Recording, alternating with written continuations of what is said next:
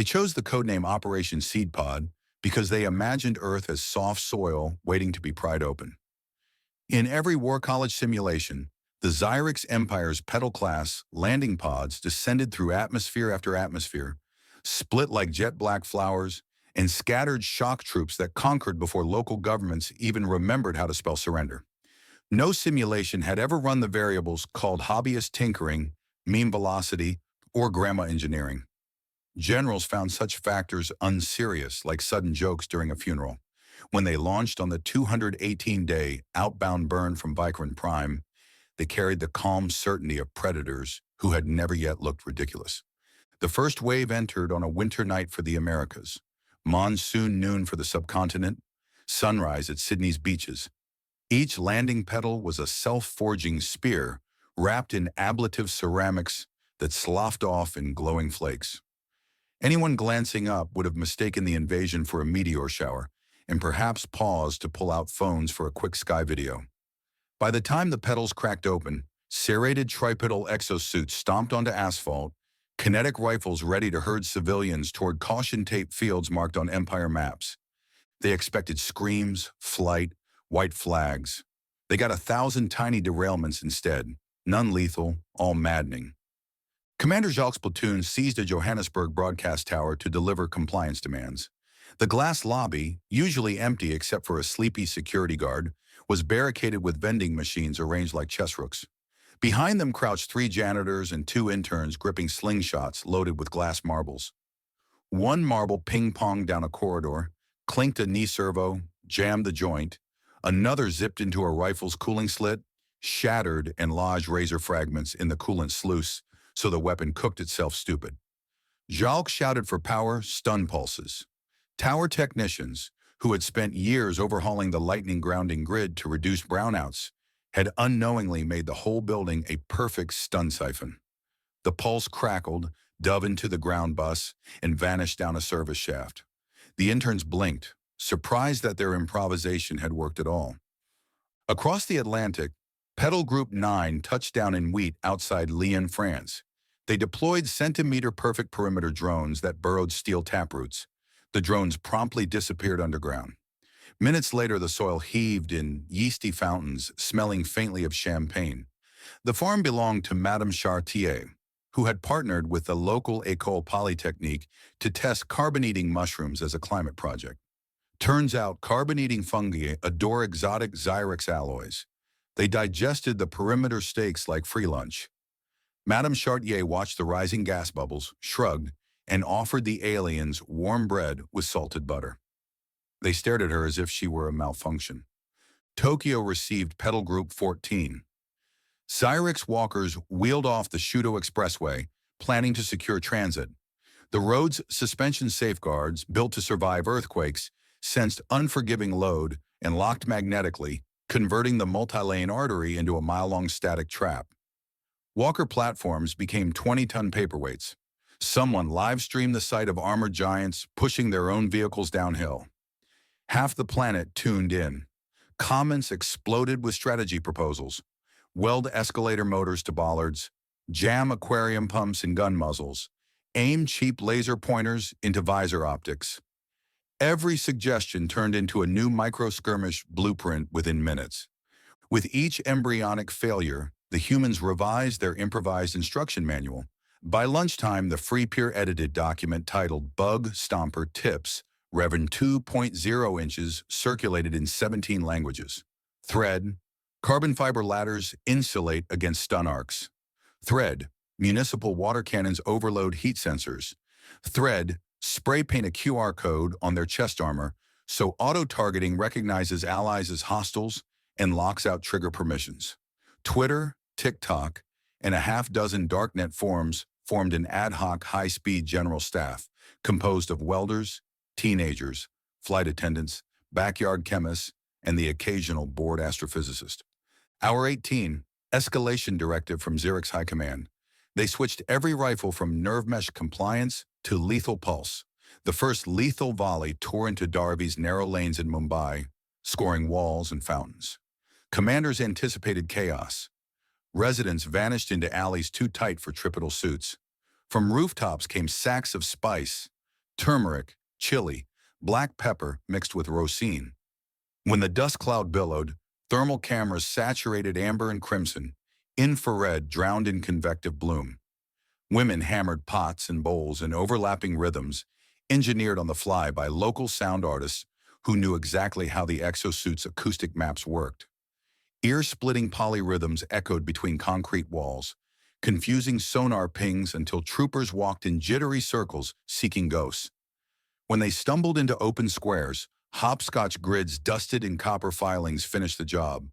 Flash-arcing knee motors. Hour 20, Twitter statistician at Chaos Muppet pinned a poll. How fast can we crowdsource a universal hack? 4 million voters committed to under 2 hours.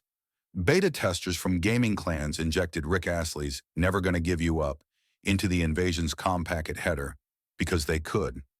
At 2047 UTC, every squad channel worldwide exploded into karaoke. Suit software attempted to treat the song as encrypted orders, crashed, rebooted, crashed again. Gun safety skittered between locked and unlocked like slot machines. A soldier near Nairobi tried to complain. The translator spat back an auto-tuned remix of his own voice. High command boiled. Phase 3, orbital dominance. An emitter relay parked over the equator charged a coherent microwatt beam meant to fry GPS and drop the global net. Amateur astronomers at a Florida retirement park had been tinkering with CubeSats, just for fun, to study cloud sparkle. Their CubeSats mirrored the microwave burst back through the beam funnel. The emitter's focusing lens cracked, then flowered into molten petals. The network blinked, jittered, and survived, now smelling faintly of roast metal. Hour 24 through 27 became known forever as Box Night. Ports from Los Angeles to Shanghai to Rotterdam sealed themselves in shipping container labyrinths. Crane operators, most unionized, acted on an international whisper. Turn every box 90 degrees. Because cranes are long rolling tripods, too brilliant for exosuits to traverse, container corridors form canyons where suits got lost like rats. Footage of aliens consulting tactical maps upside down earned 500 million plays in 4 hours. Then Chatter Channel number kitchen sink posted, Thermite the highway pylons.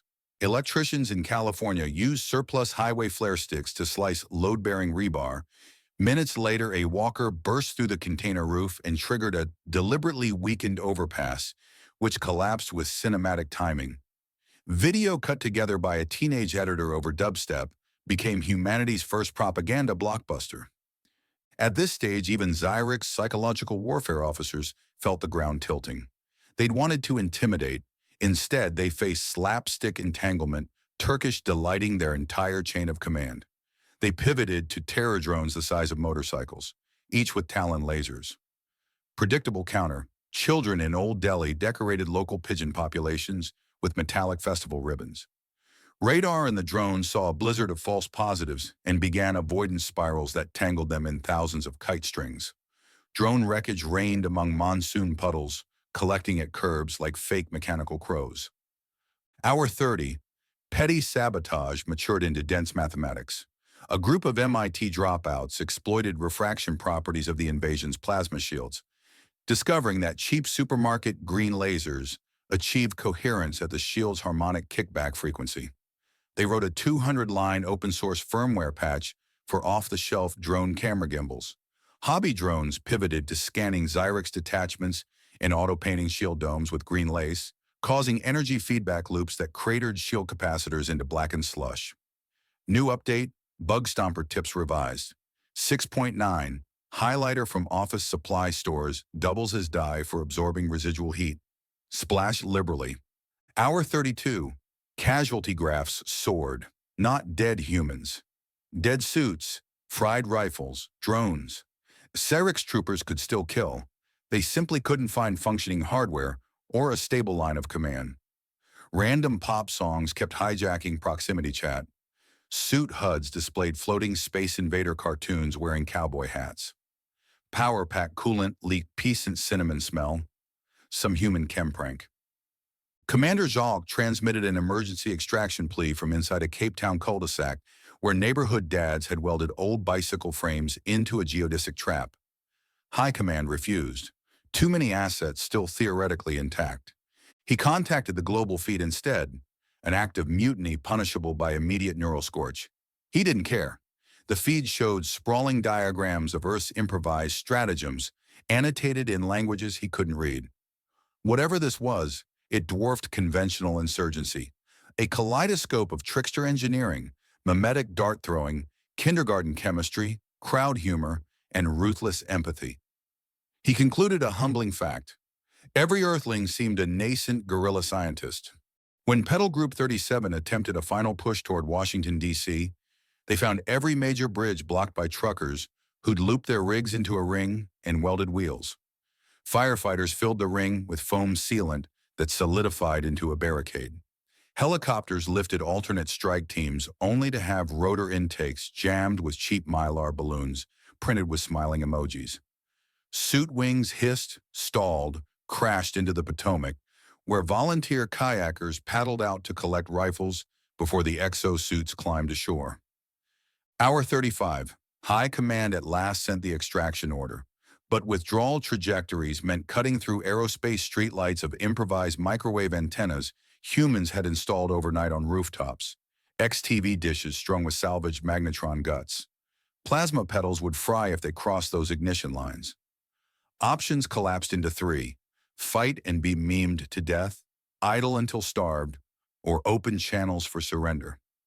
Mexico City saw the first white flag, a heat-scorched scrap of exosuit plating hammered flat and painted with correction fluid, held by a lieutenant who'd lost voice circuits.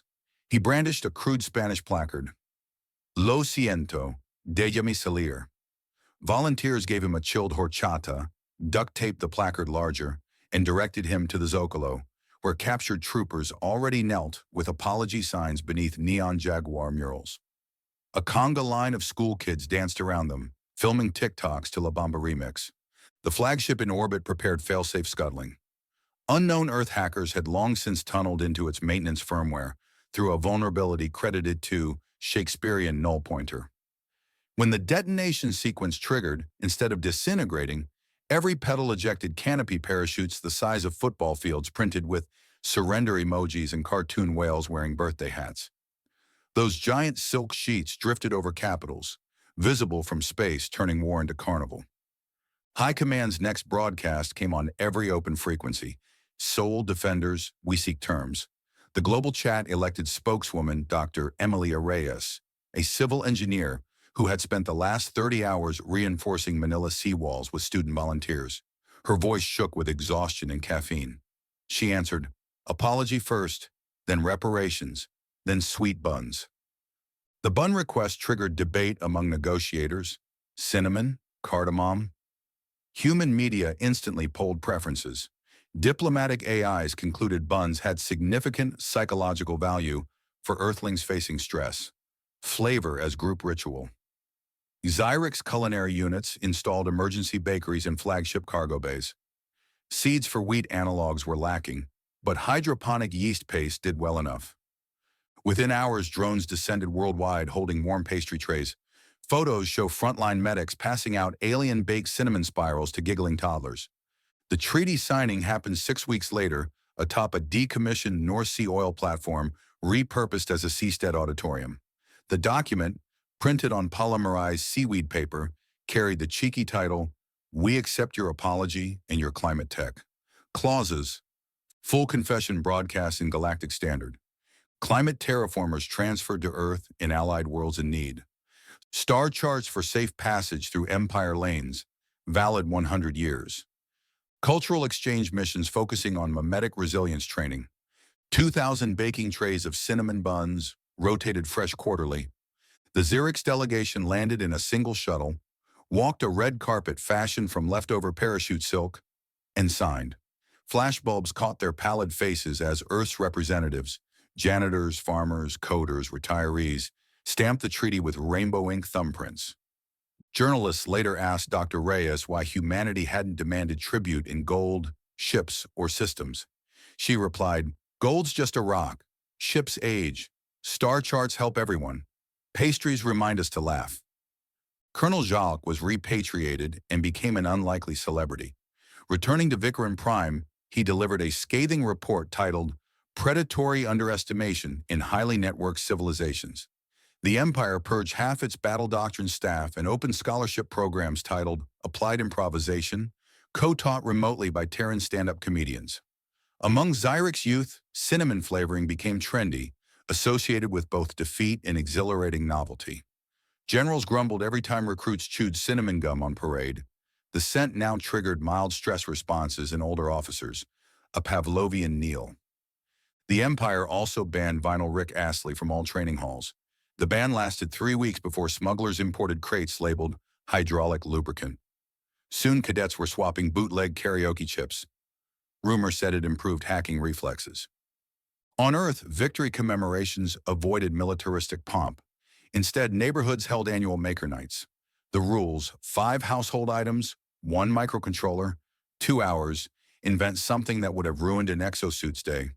Prizes included scholarships, travel vouchers to the newly terraformed Mojave Bloom, and of course, cinnamon rolls. The winning entry one year used a rubber duck, magnetic putty, and solar garden lights to scramble drone lidar into perceiving every human as an adorable house cat. Judges gave bonus points for psychological irony. Scholars argue which moment truly forced the Empire to apologize. Some say box night, showing civilian logistics as weapon. Some say the Florida CubeSat mirror, proving amateurs could blind orbital artillery. I maintain it was the children taping foil ribbons to pigeons. That single whimsical act encapsulated Earth's genius. Whimsy plus collective computation equals asymmetric threat. Birds became chaff, sky danced, lasers fell. A civilization that can convince pigeons to jam war drones cannot be conquered. You might occupy ground, but you will never predict the next ribbon. In Xyrix Museums of Conquest, each trophy hall displays crisp didactics except the Earth case. That one is messy. Inside, alongside the treaty parchment stained with ozone, lie marbles, spice packets, mylar balloons, a burnt guitar pick, and a cinnamon bun fossilized in resin. A hologram of Dr. Reyes plays on loop. She tells visiting children in 10 alien languages, "The smartest weapon is the one saved for humor." Docents explain that Earthlings weaponize context. They turn civilian creativity, local knowledge, jokes, and pastries into artillery more disarming than plasma. And somewhere behind the scenes, maintenance staff track visitor reactions. Whenever an especially arrogant cadet scoffs at the display, the system triggers a scent diffuser hidden in the ventilation. A whiff of cinnamon drifts under the cadet's nose. Heartbeat monitors spike. Pupils widen. Instinct remembers. After all, a treaty is ink on polymer. An apology is neural. Ask any Xyrix officer who survived Target 17. One sniff of cinnamon and their pulse still notches up, not from fear of pain, but from the memory of laughing children dismantling empire with chalk lines and kite strings. Proof that an uninvited war can be folded, spiced, and served back as a dessert course none will ever forget.